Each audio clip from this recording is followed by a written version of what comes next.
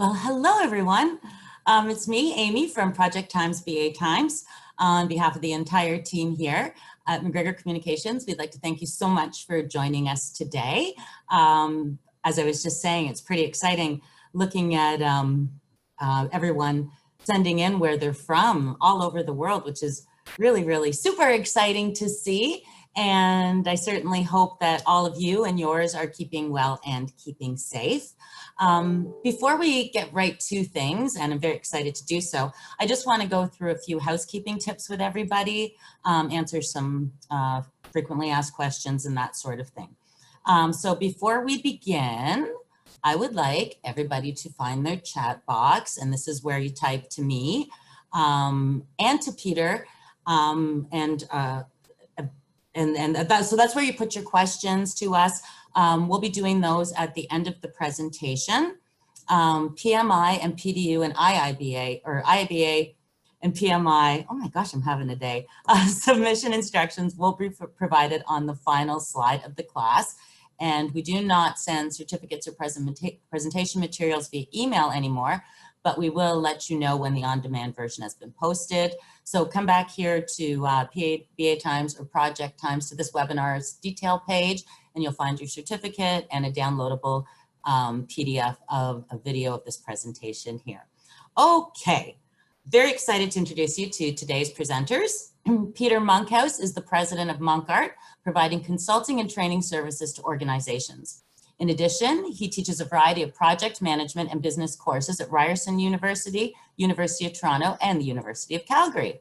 Throughout his career, he has actively led projects and project managers in the areas of education, consulting, engineering, information technology, health, and organizational change for multinational organizations to startups to help the organizations deliver their strategy. He has taught almost 6,000 students in project management in a variety of formats, including classroom, online, and intensive formats. He has been an active volunteer with the PMI for over 20 years and is presently on the PMI Education Foundation Board of Directors. He served as the PMI Board of Directors for 6 years and was the chair of the 2012 PMI Board. Peter has a BSc in engineering from Queen's University and his MBA from the University of Toronto.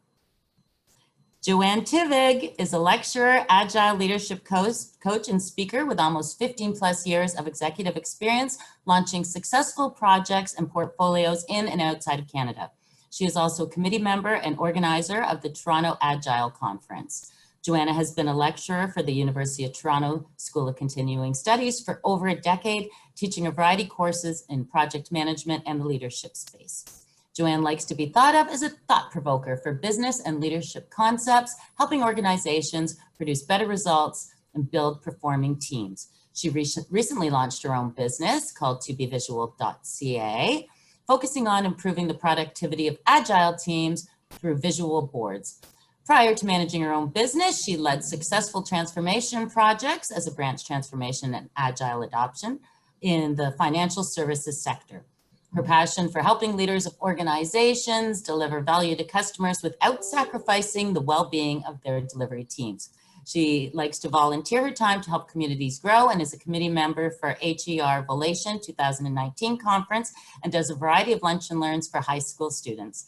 She has a bachelor's degree in education and foreign languages and holds multiple certifications in business, project management, and Agile. Welcome, Peter and Joanna.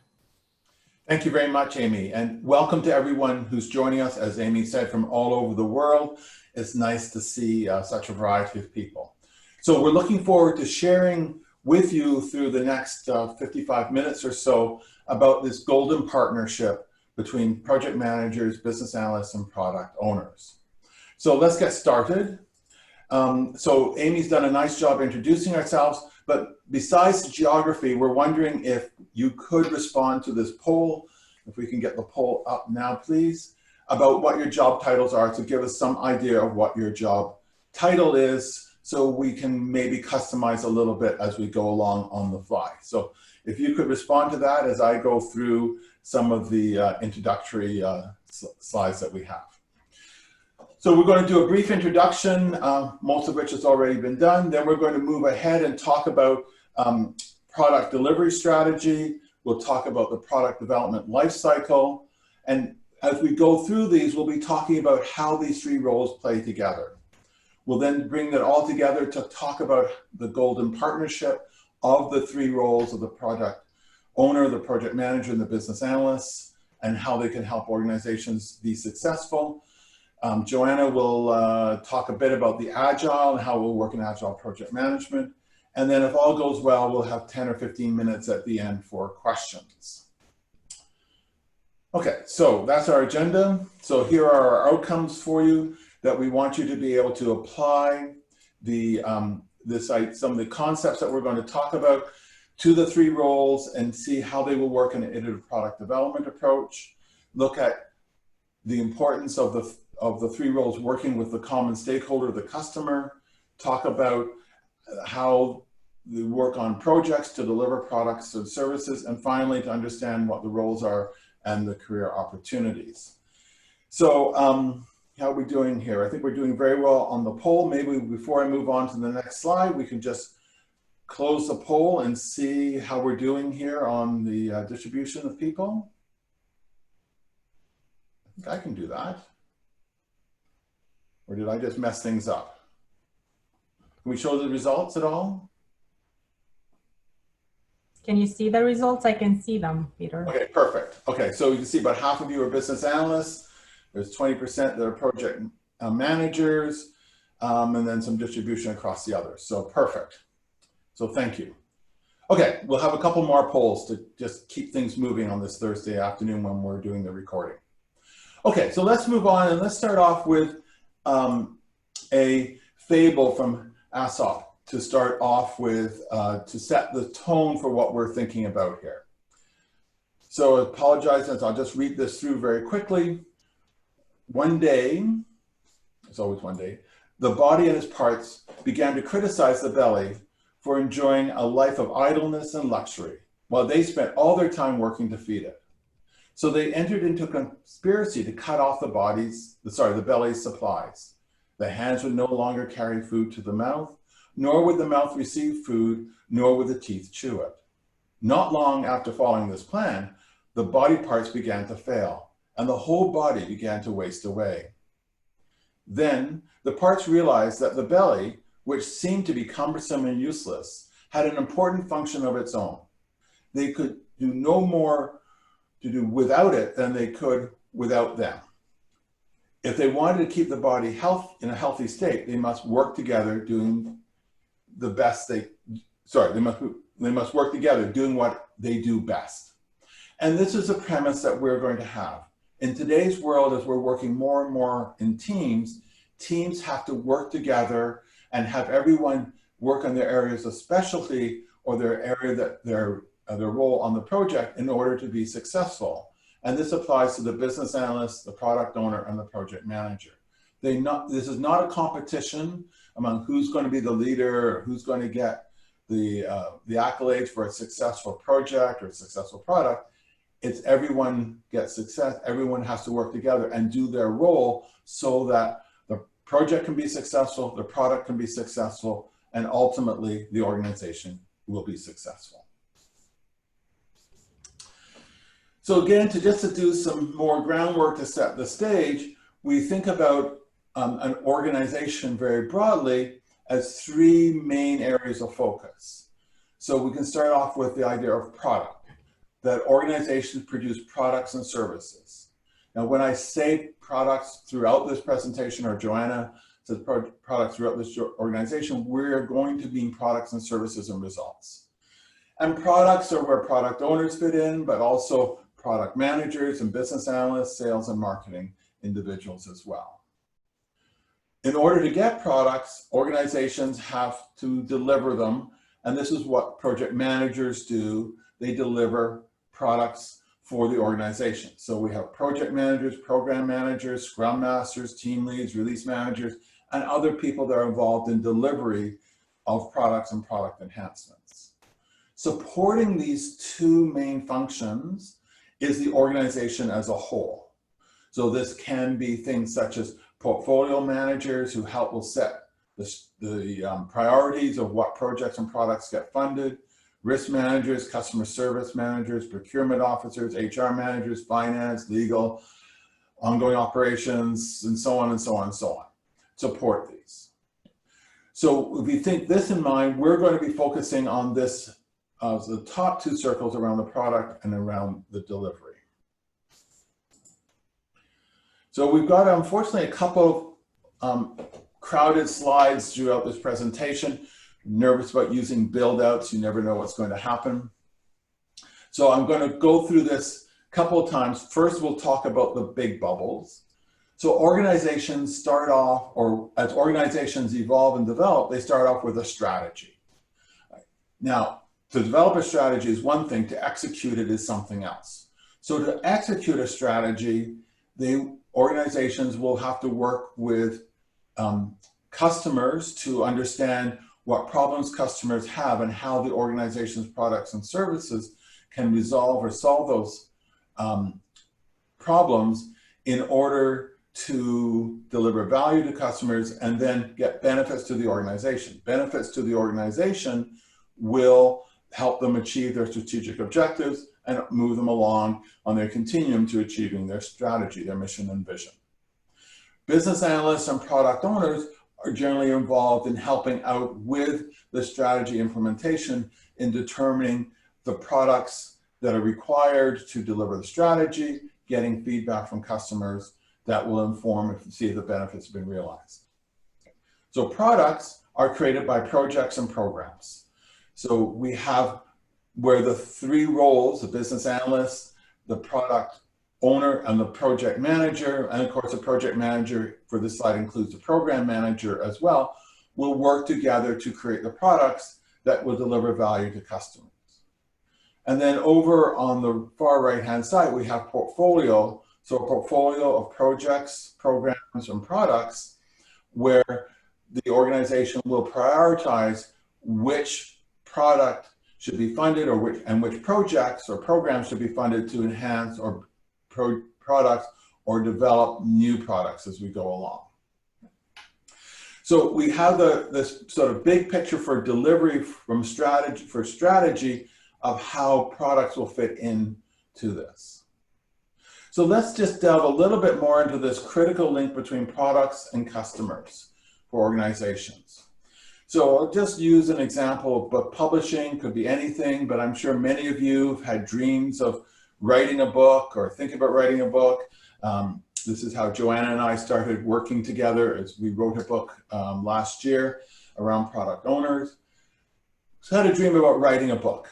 So to write a book, you have to think about what value are you going to give to your audience, right? So what the value is that you're going to do, what problem are you going to solve? So as we think about this, what pain or gain does the customer have? What problem do they have that you want to address? So if you're writing a fiction book, it's going to be escapism, right? If we're writing a book, a technical book, it's going to be helping provide knowledge to the customer to help them have that knowledge to achieve their career goals or to do a better job at work. Now, in return, customers are going to provide us feedback. So if we could have our second poll come up here, and let's see what sort of tools that you use in your job to get feedback from customers, or as a customer, what tools have you used to give feedback to organizations? So feedback to organizations is very important, right? Because feedback from customers is what will tell them if, in fact, the product is addressing the customer's needs, solving their problem. So we could get feedback from, in the case of us with selling a book, you can get feedback from a 5-star rating. You can get posts on social media. You can do surveys to get feedback from customers to see how they like the book. You could do interviews with them, have focus groups with them. Right? You could, in some cases, you could go to, not that people go to bookstores anymore, but we could go to a bookstore and watch to see if people buy our books or not. So these are all ways that we could look at how to get feedback from our customers. And it's through that feedback that we can tell if we are meeting delivering value to the customers, and through that feedback that we can understand where we're not, what the gaps are, and what enhancements we can put in our product to, in fact, deliver more value to our customers. And of course, we can get feedback in other ways other than just through what they tell us proactively. We get feedback from what they don't tell us. So maybe if people don't buy your book, it's really not meeting their needs. Okay, so maybe we can see, okay, here we go, seeing what the results are like here. So we see a lot of people use interviews or have been involved in interviews and surveys, about 2/3. Focus groups is the next one up. Star ratings, not so much. And then you've got shadowing and of course the proverbial other. So thank you very much. So a nice variety of tools that are being used, and there's many others as well to be used. So Joanna, can you start sharing with us ways that we can start developing our products so that we're sure that we can deliver value to our customers? Definitely. Thank you so much, Peter. And it's very nice to be here. I see a variety of people. Thank you for responding to the polls, because in the end, we build the information that we put in this presentation based on your feedback. So one of the things we hear organizations are telling us is that we need to work differently. We need to implement new ways of working. And the question would be why? Why do you think, like many years ago, about 5 to 10 years, organizations starting to turn around and say, we need these new ways of working? Is because it allows us to deal with change. And you can see even now with this pandemic that those organizations that reacted quickly to changes, and they had the processes and the people in the organizations to do that, they are the ones that are successful. So the iterative ways of working, basically the benefits that you have from that, you continuously experiment. So the continuous design allows you to experiment as much as possible and innovate at the same time, because as you try new things, you realize what you need for your organization. The execution is also a part of it, because those small iterations are very good for you to get an idea if you're doing the right thing. And as Peter mentioned, get the feedback, incorporate back, and continue to develop. And that's where the continuous delivery is about. So build small and then continues to deliver and continue to improve. So we wanted to set the actual presentation around the roles and how we work, so you understand how the two come together. So in the next slide, this is where we align the roles. So basically in this iterative product lifecycle, you have 3 parts. The first part will be to deal with the customer pain. So once you figure that out and you figure that you are addressing the pain of the customer, you go into market validation to see if that particular product that you want to develop is meeting the customer's needs and it's a market fit. And then you can develop even more, so the agile execution and the iterations will allow you to continue to evolve the product. So the roles, from a role perspective, you can see there where they play, but we have another poll for you, other questions, because we want to see where you're spending the majority of time, in which of these buckets, in more of the ideation, the market fit, or the actual delivery and execution of your product. And as you put in your responses, you can see here the product owner spends their time across all 3, because it's very important to own the entire life cycle. The business analyst spends their time more on the business solutioning, and then some of the requirements gathering. And then the project manager spends most of their time in actual execution. And in the detail view here, you can see where each plays the role. And as Peter said, it's a busy slide that we have for you here, but we just wanted to match where the roles are in this iterative life cycle. So as you go through from idea as the product owner, you search for the value that that idea could give to the customer, and then you find solutions or options to different solutions. And then, as we said, put it in the market. How do you put it in the market? By creating an MVP, which is the minimum viable product. So the minimum amount of features that you need to give to the customer in order for that customer to receive that prototype of that product and provide information there and give you feedback, and then you incorporate. In that prototype, like you can make actually prove that the concept works. And then as you build the product backlog for the entire scope, then you can go into the actual execution of your product. And in there you can define, you can refine your thinking by building, as you start building, and then you can release. And you can see where all these roles are gonna play. Thank you. So you can see here, the product owner, as I said, is in all this, but then you have the business analyst more in the solution, more in the requirements gathering for the MVP, and then for the releases. And then the project manager focusing on those execution things, which are the proof of concept, because the proof of concept can be a small project, and then in the release preparation. So they actually help with the planning and the execution. So let's see the poll. So most of the people, they spend in customer problem and agile execution, which is great because you want to spend that time as a business analyst there in the solutioning side. And I assume that would be more of the business analyst and the product owner. And then on the agile execution side will be the project managers. So I think, I don't remember the first poll, but I think we have about 45% of project managers. 50% business analysts, 20% project managers. Yes, so that would be the agile execution part combined with those business analyst skills. And that we will see an example. So basically Zappos is a great example to look at. And Zappos is a company that sells shoes online. You probably heard of them. So Zappos comes from people from Mexico probably know it comes from zapatos, which are shoes. So that's how they came up with the brand, which is great, catchy. So basically, Nick Swinburne had an idea, and then he got some people around them to say, hey, do you think that idea would work? And those people said, yes, let's try it first to see if it brings any value. And the value that they realized was to save time. So you don't have to go to the shop to buy shoes. So the first site that they had, the solution was to create this site, the website. And it was such an inventive website where you could not only order, but you can also return. So their return policy was very swift.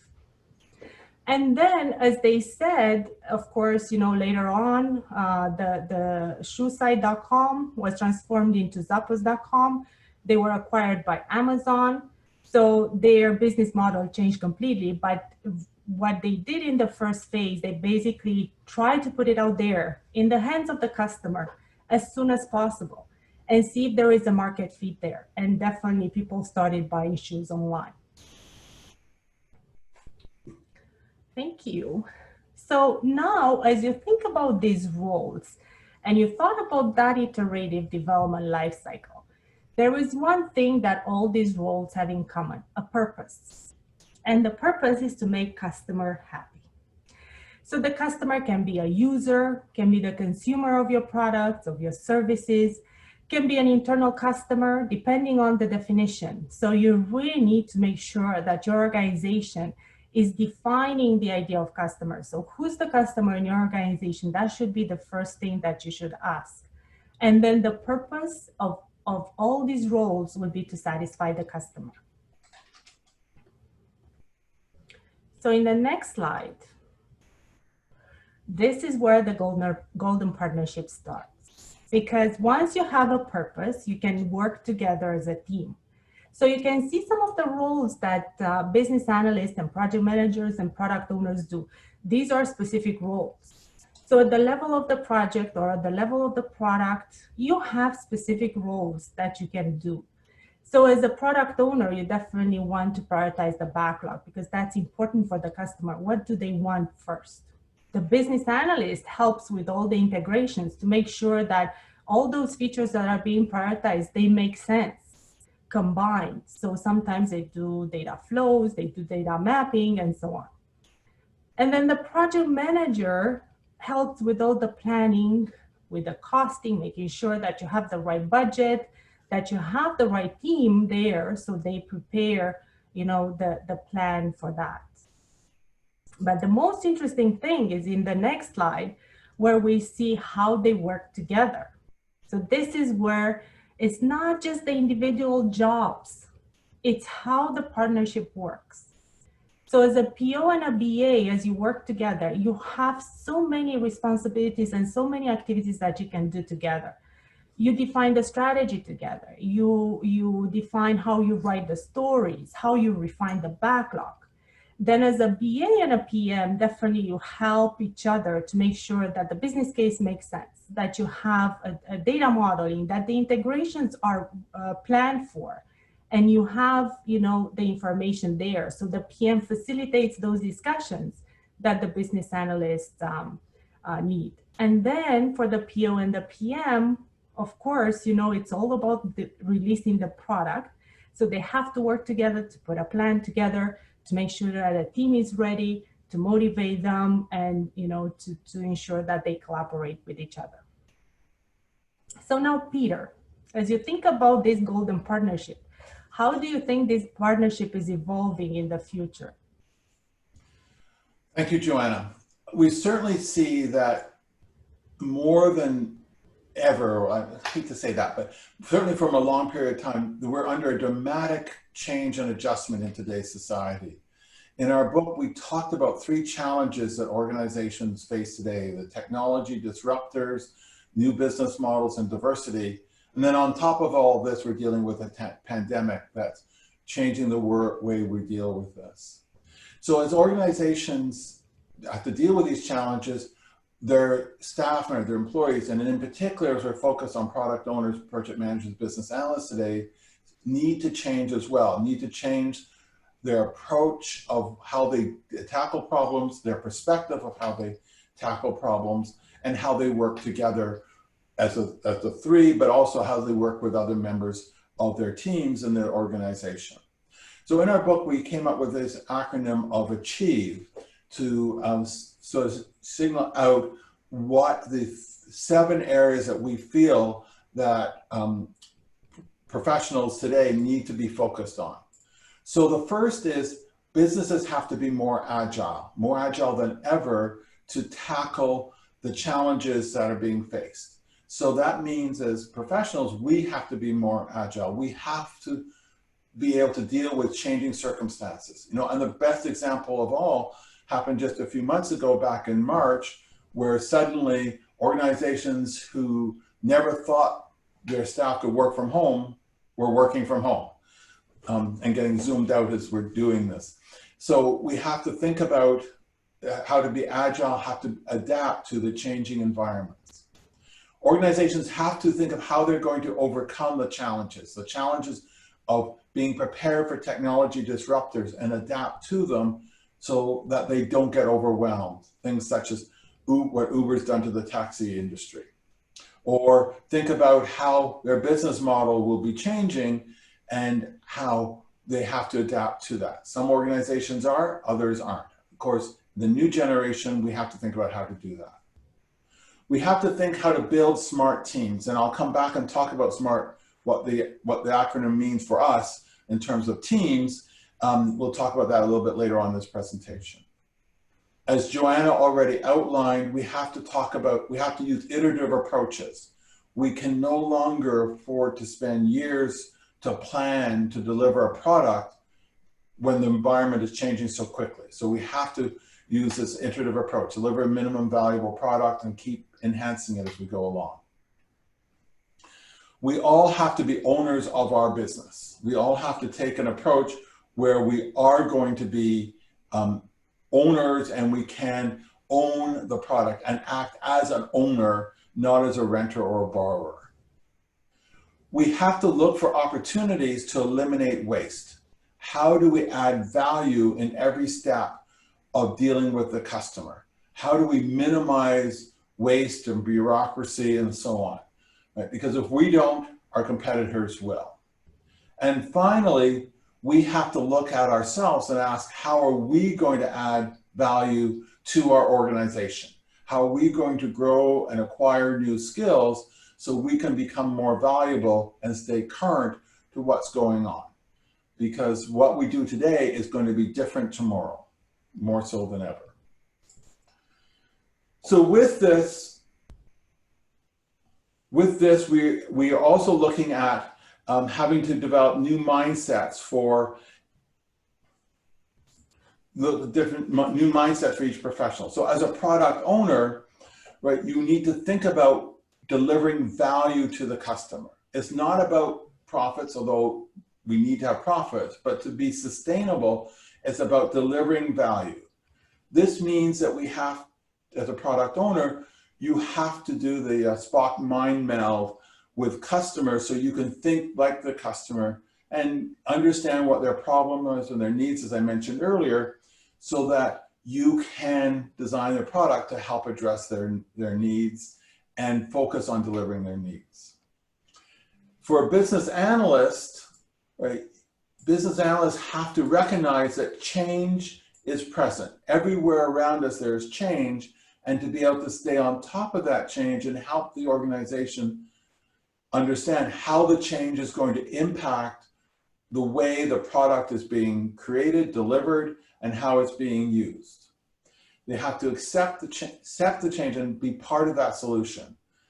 Not only accepting the change, but also make sure that as you look at how customers are using products, where are the gaps? Where are the opportunities to add in additional feature that can add more value? And I should also add, going to the first point here in this part of the slide, is where can you remove features that do not add value to simplify the process, to make it as easy as possible for the customers to use your product and to get the maximum value. As a project manager, you have to understand more about the business, how the business works. This will mean becoming much better at networking and much better at understanding the elements, not just focus on your little silo delivering a product. You have to think about how you are willing to embrace taking on more responsibility to deliver the product and not having to check with the project sponsor or your boss every time, right? And build a smart team, which I'll explain in the next slide. And then finally, and most importantly, as a project manager, you need to understand how the product of your project is going to deliver value to the customer and benefits to the organization to achieve the organization's strategy. You need to be able to have that link. For an organization to be successful in implementing a strategy, it's so important that the project manager understands why the project is being done and how it will support that delivery of strategy. So we've mentioned a couple of times already a smart team, and said we've used a slightly different variation of what we mean here by a smart team. So the S stands for shared goals. So the team all understands what the goal is, the goal of the product, the goal of the project. They understand what that goal is, and they're willing to all work towards that one shared objective or goal. We have to develop teams that require minimum supervision. So developing techniques of delegation of responsibility to others, where they feel empowered to do the work that they have to do without having to check all the time. Related to this, the team members need to be accountable. It's one thing to minimize the supervision, but it means that team members have to feel that they're accountable for getting the work done. Teams have to be respectful of each other. They have to respect the fact of diversity. I mentioned this earlier as one of the challenges.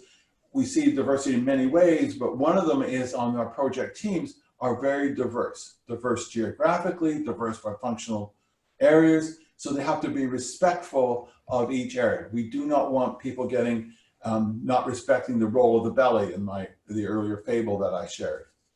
And then finally, we need to build trust. Trust within the team, trust between the team and the leader, whether it be the business analyst, the product owner, or the project manager, and vice versa. So this is what will form SMART for the new future teams for organizations to be successful. And of course, this applies to the team, the Golden Partnership, that the business analyst, the product owner, the project manager also needs to have shared goals, be able to work independently, be accountable for their job, be respectful of each other, and build trust with each other. So now back to Joanna. Yes, so I see some questions, some great questions and some great comments coming in. So I think we will answer those questions as we go through this presentation, but if we don't, then definitely at the end, we will take the time to respond. So one of the things that we thought you would be interested in would be, how do you develop yourself and what's the career path from somebody in a certain role, either the business analyst, the product owner, or the project manager. And we put some a graphic here that could guide you through your question. So basically, as a business analyst, we see that role easily developing into a product owner role. You have to develop some of those skills that we talked about, having the big picture thinking, so thinking more than the temporary endeavor that we are used to think about. It's about the longer term, the product life cycle, and we need to think about more aspects of the product life cycle, like marketing, for example, or sales. So the business analyst will need to develop those skills. The iterative delivery is also very important to enhance the features of your product, to make sure that you continue to grow the product and then continue to improve it. So that's the major focus. And how you do that, definitely there are specific courses and things that you can do and practices that you can do in order to develop the skills. Now, as a product owner, you can definitely switch. Can I go back? Sorry. You can definitely switch into a project manager role. So nobody's saying that if you're a product owner, you cannot go back to manage projects. You can do that. You can definitely think about more of the project mindset. And it's good for a product owner to think that they can do a project, because that's the execution part and the delivery part. I've seen product owners and business owners starting startups, and they had great ideas and they had great concepts, but then they were very bad at the execution because they couldn't limit themselves to say, oh, I have to deliver something to the customer in a certain amount of time. So that's very good practice to have as a product owner. On the other side, you know, the project manager can also do the product ownership role. And we've seen that happening most of the time because some of the project managers, they really have the business acumen.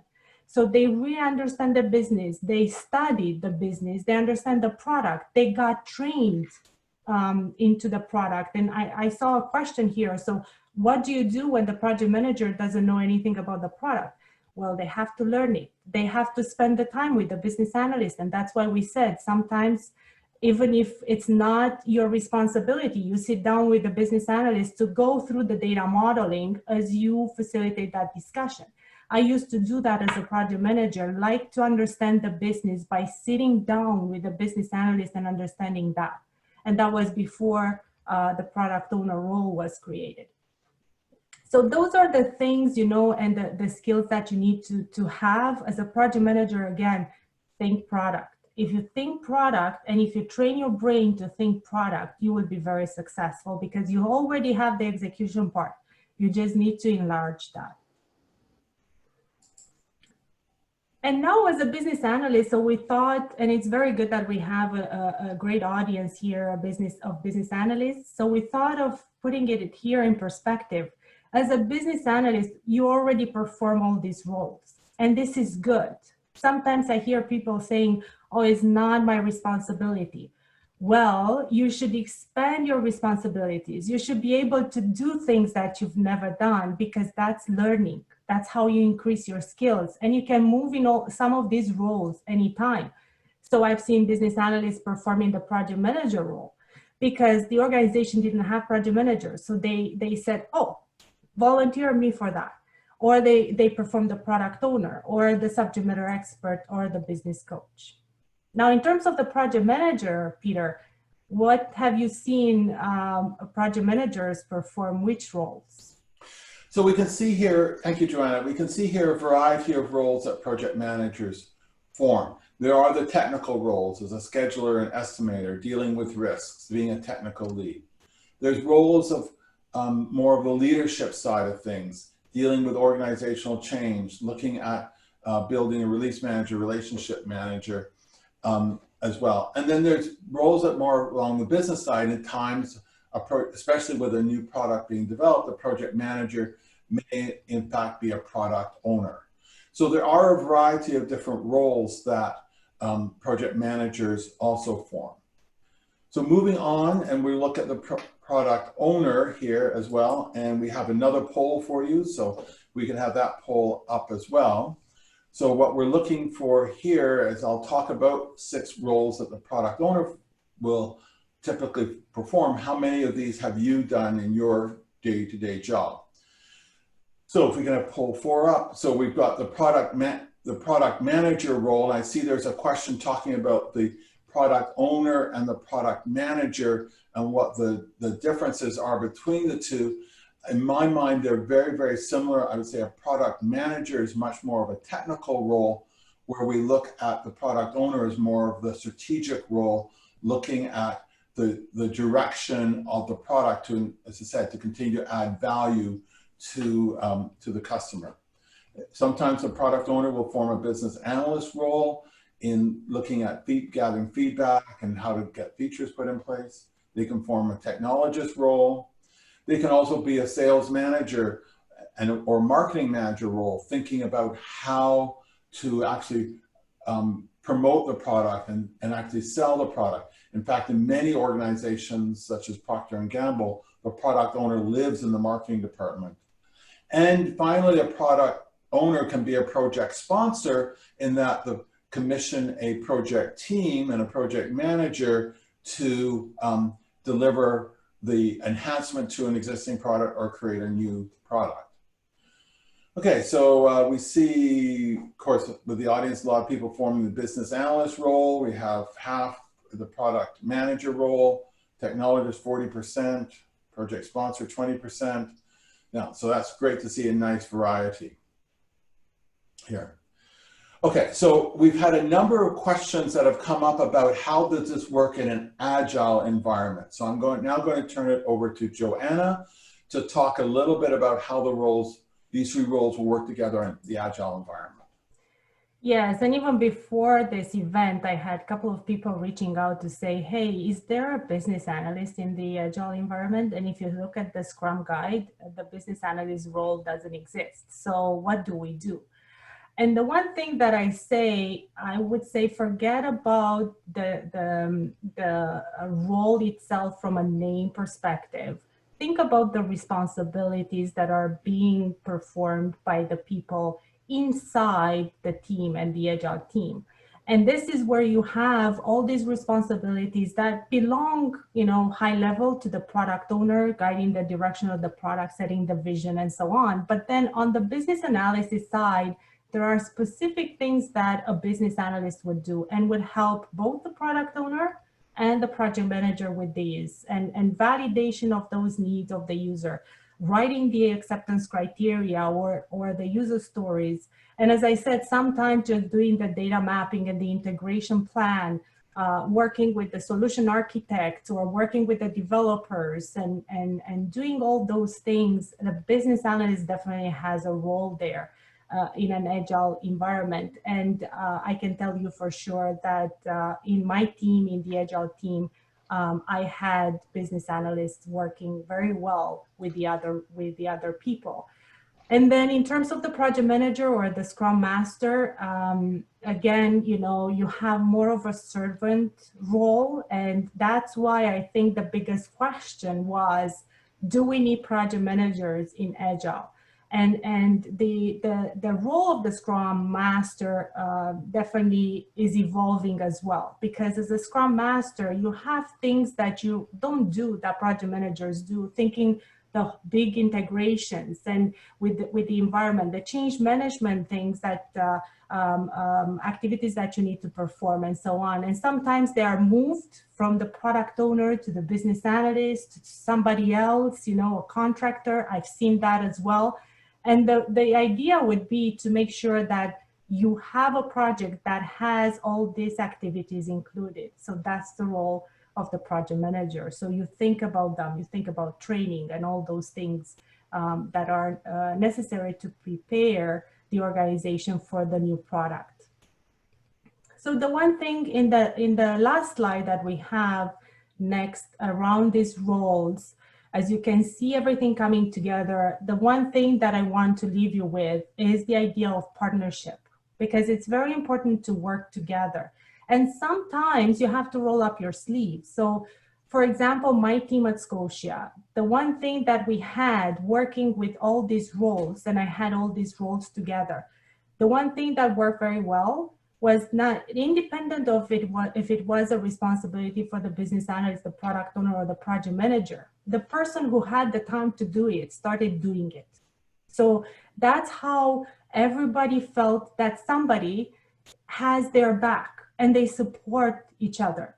So basically, if we needed to clarify details for some requirements, it was either the product owner who jumped in and said, oh, I have more time, so I will do that detailed job, because the business analyst was focusing on something else.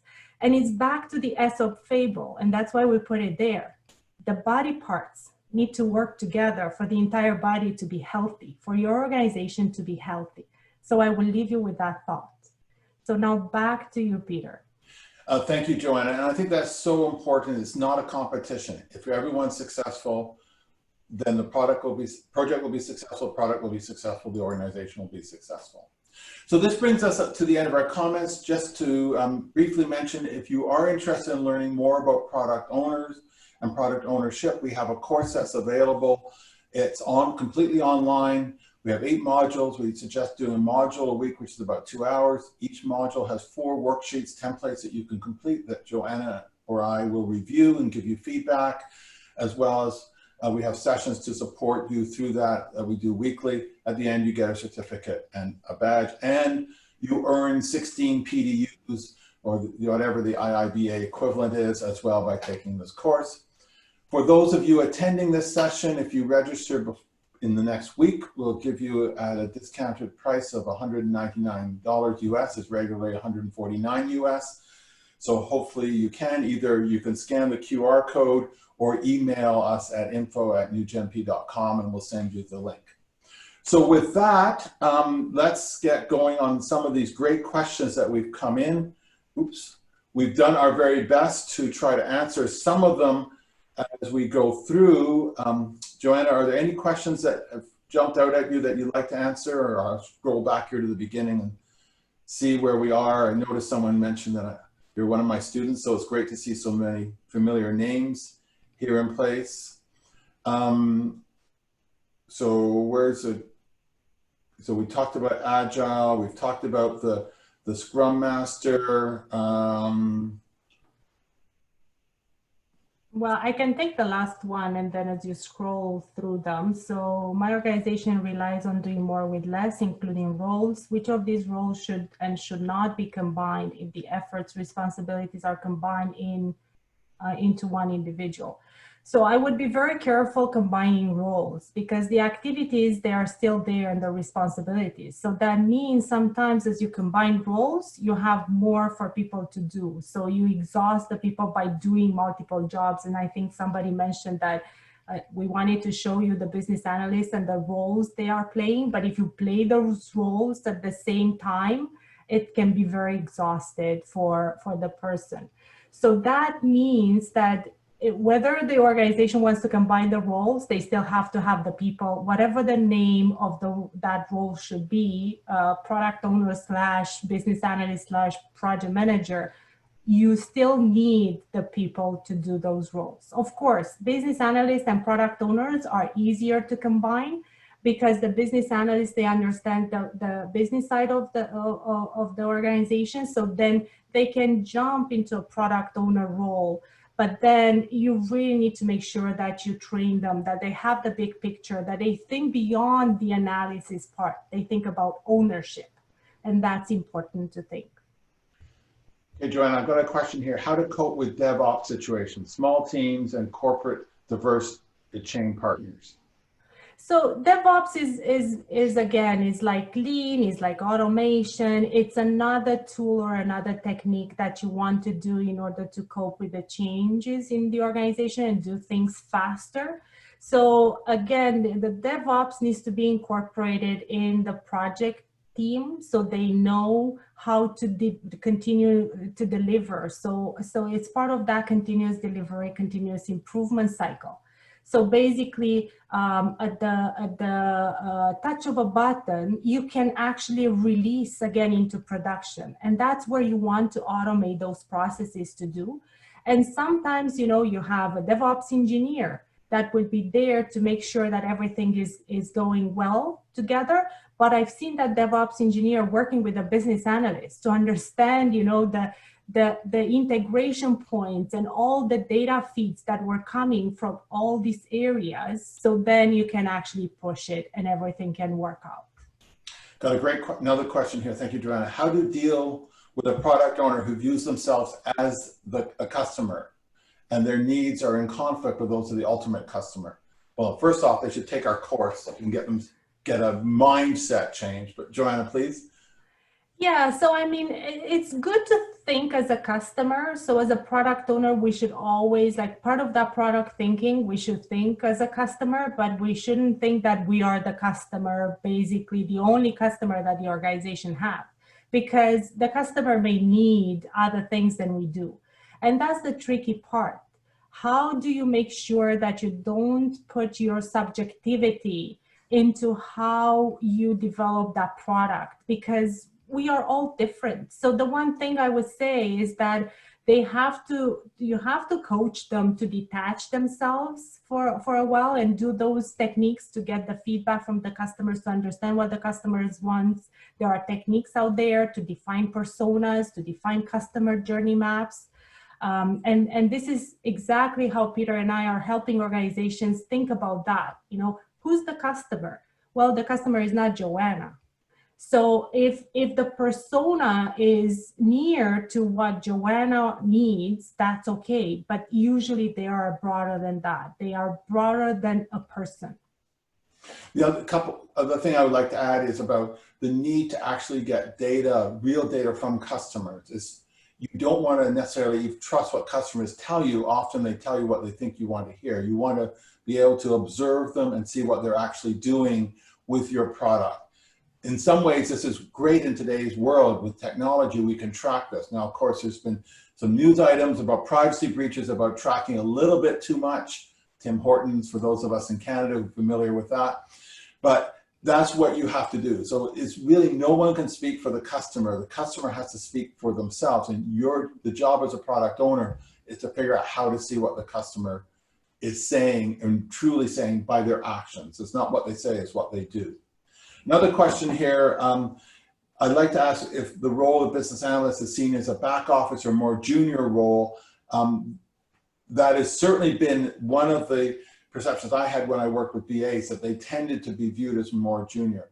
I think this is a fallacy, as we try to bring out here in this presentation, is that a business analyst has an important role in helping the organization deliver value. Joanna, you want to add further to that? Yeah, so in my experience, the senior business analysts, they had the same level as the senior manager. So they weren't as junior because they also needed to influence the organization and navigate the organization. So they needed that seniority and the level.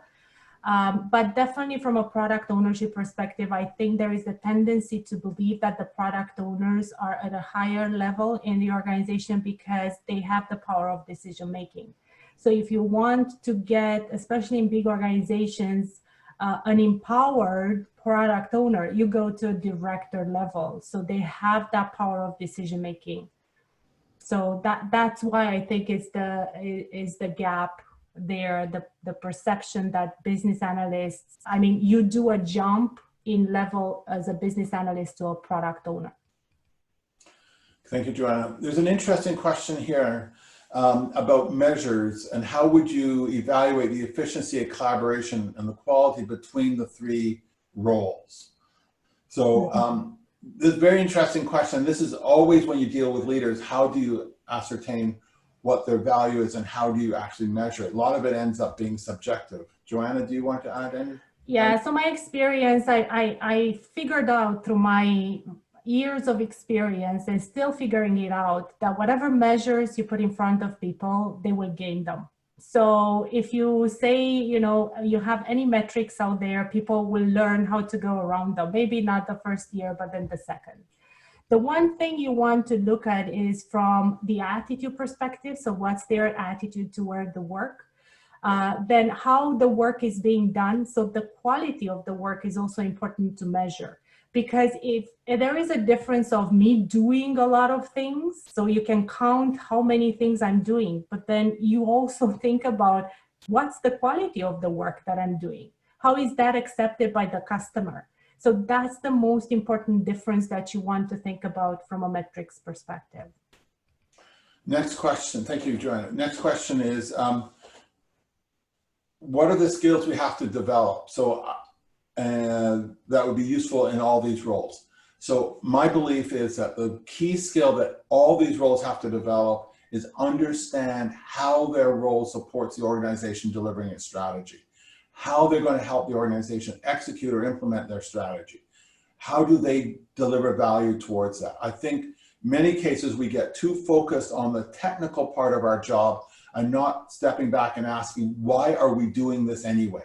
How is this helping the organization be successful? You know, how are we delivering value to customers? There's a quote, I can't remember who's from, that basically says, if you're not delivering value to a customer, you better be supporting someone who is. So it's that kind of thought of how am I helping the organization be successful? I think that's the one thing that's missing. Joanna, do you have anything you want to add? No, I think you said it, you know, seeing the big picture, it's always important. Okay, how do we cope with imbalances of knowledge level on teams? Training is one case, but of course, when you have tight deadlines, you can't always do that. And job shadowing, I mean, just pairing people, that's what I used to do. So if I saw a senior person, I would pair that with a junior so they can learn from each other. And that's the benefit of having that collaborative environment and the partnership. Next question, who owns stakeholders in a dispersed, especially if they're in a dispersed organization? So the relationship with the stakeholders and the stakeholder engagement has moved to the product owner role. And the reason why is because the product owner needs to understand the needs of the customer, but also the entire organization. So as we build products, we need to think about what does sales need, what does marketing team needs, and all those departments that we have there, the stakeholders of the organization. And as we show the product to the organization, we involve those stakeholders to come in and provide feedback. And that's why I think it moved around the product. Plus the product is the longer life cycle. So the product will continue to enhance, and that's why you need to keep the relationship in place. And on the other side, on the project side, you can have specific project stakeholders. The team is a project stakeholder. And sometimes in the technology, if you are there, you know, security will be another stakeholder that the project manager manage. So you have to talk to the product owner to see who manages who. Great. There was one last question here I think we have time for. It looks like a clock on the wall is not our friend, is what's our thoughts about the race hierarchy chart? And I think this, in terms of ownership of stakeholders and other things, this is a very good tool to use to make sure that all team members are clear. And certainly in my experience, I found with these roles is that there can be obvious ones from a functional point of view, but then people have relationships with stakeholders that you may want to build upon. So although maybe this is a transitory relationship during the project development, makes sense for the project manager on the stakeholder, but the product owner goes fishing with the person or whatever, or their kids play hockey together or whatever it happens to be. So maybe it makes sense for the product owner to actually own that relationship. So using tools such as a RACI chart to help the product owner, the business analyst, and the project manager understand what their accountabilities are, their responsibilities, I think is a very useful thing to do. Again, it's not about who does more, it's not about who does less, is about how can we work together to make the project successful, the product successful, and ultimately the organization successful. Okay, I think we covered off all the questions either in this Q&A session or throughout the presentation. I apologize if I missed one as I was scrolling through. Certainly you have our email there if you want to contact us at all. So I will now turn it over to Amy to do any final comments. Okay, well, firstly, thank you so much, Peter and Joanna, for being with us today. Fabulous session. So much great information. The quality and quantity of the questions certainly spoke to that. A lot of people are asking if this will be available on demand, and yes, it certainly will be. It usually takes us about 1 to 2 business days to get it up on the website, but once it is, you can find it on Project Times or BA Times. Just go to this webinar page and it'll be right there. Again, we don't send out these certificates, but if you go there, you can download them. I'd like to once again thank Peter and Joanna for being here. Your information, contact information is available on the slide right there. So if anyone wants to get in touch with you directly, that's the best way for them to do it? Yes, it is. Yes. Great. Fantastic. Well, again, thank you everybody for joining us. And thank you, Peter and Joanna. It was a pleasure having you here. Thank you very much, Amy, and thanks everyone for attending. Thank you, Thank you everybody. all. Thank Bye-bye. you. Make it a great day.